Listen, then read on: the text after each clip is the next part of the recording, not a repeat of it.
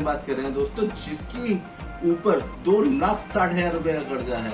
अगर हम बैंक से लोन ले लें, अगर 50,000 रुपए का लोन ले लें तो बैंक वाले हमारी ऐसी तैसी कर देते हैं। और इस बंदे के ऊपर 2,60,000 रुपए का कर्जा है।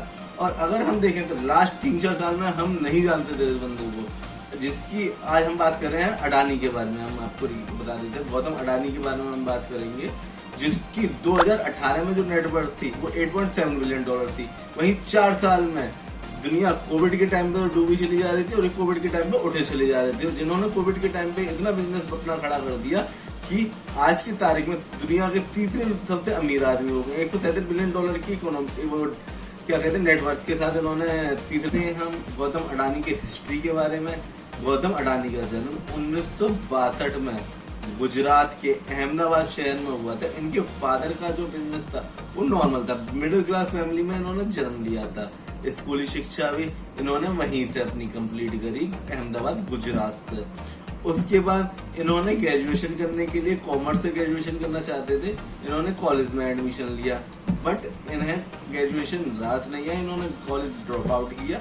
उसके बाद ये चले गए मुंबई। कोई फैमिली कंडीशन इतनी अच्छी थी नहीं, तो इन्होंने कॉलेज ड्रॉप आउट करके मुंबई चले गए जॉब करने के लिए, जो नॉर्मल दुनिया जाती है।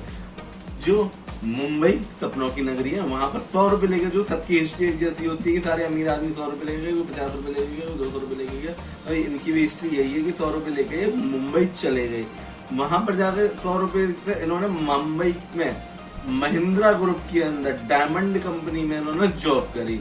उसके बाद 3 साल तक जॉब करी। इन्होंने कही अब नौकरी करने से बढ़िया अपना बिजनेस डालते। इन्होंने वहीं पर मुंबई में डायमंड की इन्होंने बिजनेस शुरू करी, जहां पर ये ब्रोकरेज का काम किया करते थे। वहां पर इनको बिजनेस चल बैठा, किस्मत की बात से बढ़िया चल रहा था, भगवान की दुआ से। बट उसी वक्त इनके बड़े भाई का अहमदाबाद से कॉल आई कि इनके बड़े भाई ने एक फैक्ट्री परचेज करी थी, जो कि पॉलिथीन का काम किया करती थी, जो कि प्रोडक्ट वगैरह होते हैं तो पॉलिथीन लपेटने का काम होता है ना, उसका काम किया करती थी।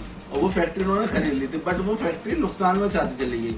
इनके बड़े भाई ने फोन किया, आ जाओ वापस, तो ये उस फैक्ट्री को देखने के लिए चले गए, मैनेज करने के लिए। वहां पर जाकर वहां से इनकी किस्मत बदली। और वहां पर ये जब पहुंचे 1981 में, ये अहमदाबाद पहुंच गए वापस अपने बड़े भाई के बिजनेस मैनेज करने के लिए। वहां पर जाकर इन्होंने देखा कि जिस चीज की रिक्वायरमेंट, कच्चे माल की सबसे ज्यादा रिक्वायरमेंट थी रॉ मटेरियल की, जो कि बाहर से विदेश से एक्सपोर्ट होकर आता था। अब इशू क्या हुआ, जो कि एक्सपोर्ट हुआ करता था, अगर अमाउंट में अगर कोई डाइवर्शन होता था, अगर अमाउंट बढ़ गया, तो जितने भी एक्सपोर्टर थे वो भी अपना अमाउंट इंक्रीज कर दिया करते थे। फॉर एग्जांपल, अगर एक चीज हम देख लेते हैं, अगर मैं एक्सपोर्ट का काम करता हूँ, अगर आपने माल मंगाया कि मेरे को 1 लाख रुपए का माल चाहिए, अब बाई चांस बाहर विदेश में अगर पैसा बढ़ गया, तो अब मैं भी अपना पैसा बढ़ा दूं। नहीं, 1 लाख रुपए में जो बात हुई थी अब नहीं होगा, अब हम पैसा बढ़ाएंगे। वहां पर एक कॉन्फ्लिक्ट स्टार्ट हो चुके थे। उसी टाइम पे इन्होंने उस अपॉर्चुनिटी को देखते हुए अपना एक्सपोर्ट इम्पोर्ट का काम स्टार्ट कर दिया।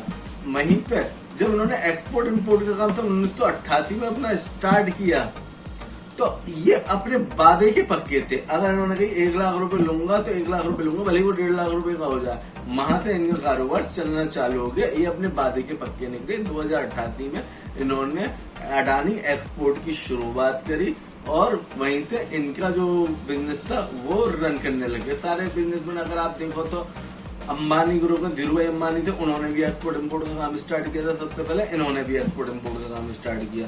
अब एक्सपोर्ट इम्पोर्ट का जब इन्होंने काम स्टार्ट किया, तो वहां से इन्होंने उसके साथ साथ एग्रीकल्चर का में भी एक्सपोर्ट इम्पोर्ट करने लग गए, कपड़ों की कमोडिटी का भी एक्सपोर्ट इम्पोर्ट करने लग गए, और भी आइटम थे उनका भी एक्सपोर्ट इम्पोर्ट करने लग गए।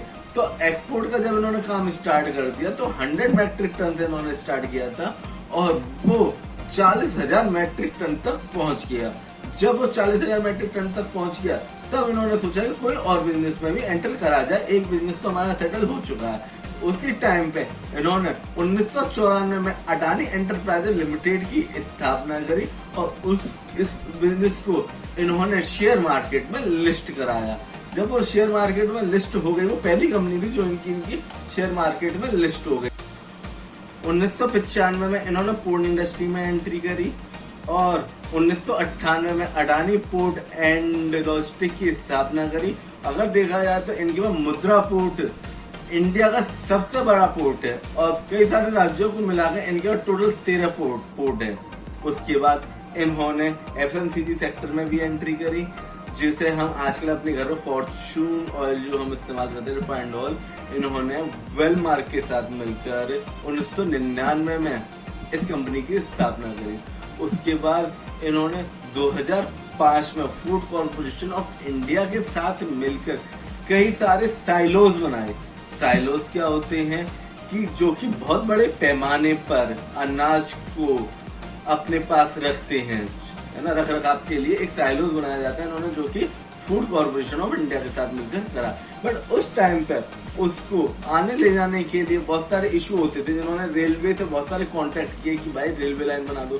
पर ये एक चीज बात अच्छी कहते हैं कि बहुत सारे कहते हैं कि ये गवर्नमेंट को बहुत सपोर्ट करती है, बट ये एक चीज कहते हैं कि अगर आप गवर्नमेंट के ऊपर डिपेंड रहोगे तो आपको बिजनेस करने में बहुत सारे इशू रहेंगे। इसलिए इन्होंने उस टाइम पर 250 करोड़ रुपए खर्च करके, जबकि गवर्नमेंट ने नहीं करा, रेलवे लाइन नहीं बनाई, इन्होंने 250 करोड़ रुपए खर्च कर 64 किलोमीटर लंबी एक प्राइवेट रेल लाइन बनाई। उसके बाद इन्होंने डोमेस्टिक इलेक्ट्रिसिटी जनरेट करने की बहुत बड़ी फैक्ट्री बनाई, जिसमें कई सारे राज्यों में इलेक्ट्रिसिटी पहुंचती है।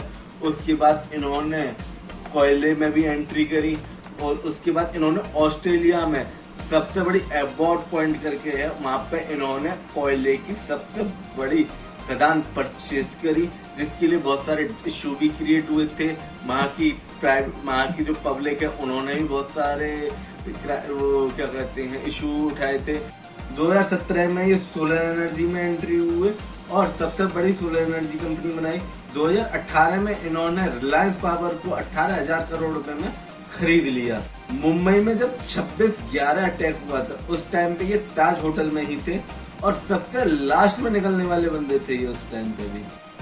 इन्होंने अंबुजा सीमेंट और ACC को भी परचेज किया, बट जिसके लिए इन्होंने 40,000 करोड़ रुपए का लोन उठाया मार्केट से। अब हम बात करते हैं अडानी ग्रुप की कुछ इंडस्ट्रीज के बारे में, जो कि इनकी इलेक्ट्रिसिटी में ये है, रियल एस्टेट में ये है, एडिबल में ये है, एग्रीकल्चर में ये है, डेटा सेंटर में ये है, आपकी रेलवे में ये है, आपका डिफेंस में ये है। ये बहुत सारी अलग अलग इंडस्ट्री में काम करते हैं। इनका मार्केट शेयर इंडिया के अंदर बहुत बड़ा है। आज तक हम बचपन से यही सुनते थे टाटा बिरला, उसके कुछ टाइम बाद अंबानी ने मार्केट को कैप्चर किया।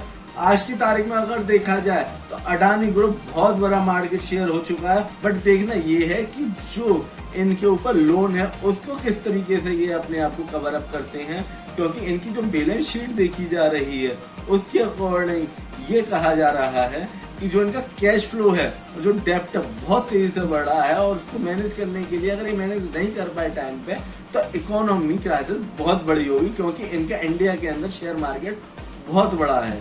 देखते हैं कि मार्केट में क्या होता है, आने वाले टाइम में क्या होता है। आपकी क्या राय है, आप क्या कैसी लगी मेरी video? Please like share subscribe जरूर करें।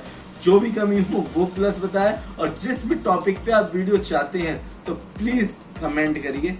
थैंक यू, धन्यवाद, नमस्कार।